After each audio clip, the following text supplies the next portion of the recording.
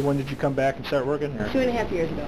You've been working here for 2.5 years now? Oh. What looks like a shaky recording of an ordinary conversation between a customer and a clerk at a convenience store in Toledo is actually surveillance video taken by an investigative group you probably don't know exists, whose mission is stopping fraud and saving money. Fraud impacts everybody in the state of Ohio. It impacts employers, the cost of doing business, the cost of staying in business in Ohio, getting new employers into Ohio.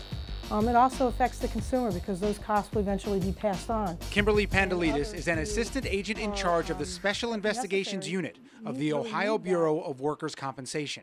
She led WTOL 11 behind the scenes to see what is basically an undercover unit that captures people and companies red-handed, ripping off the workers' comp system in Ohio.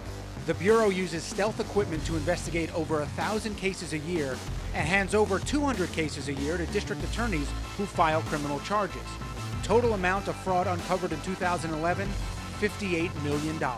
Those who really need the benefits from the Bureau of Workers' Comp may not get what they need because others are fraudulently receiving it. An agent who's in the field and doesn't want his cover blown explains how some of the gear works. What we see before us here right now is our standard surveillance kit. We'll use this for general surveillance purposes. This could be like in the front of the car, built into something. Some of the video from the clip that we gave you was shot with this mug. A Bureau undercover agent had the mug when he visited Victoria Hall at work 8 different times, all while she collected workers' comp, claiming she couldn't work because she feared for her life after a robbery at the exact same store back in 2004.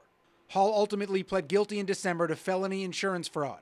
She'll pay almost $8,000 in restitution and $1,000 in investigative costs. Hall worked at this convenience store behind me. I spoke to her. She doesn't want to go on camera, but she did admit she was shocked at how aggressive the Bureau was in going undercover and gathering evidence. Hidden cameras also filmed Daniel Uribes working as a roofer in Lucas County at the same time he collected workers' comp benefits. He pleaded no contest and paid over $3,200 in restitution.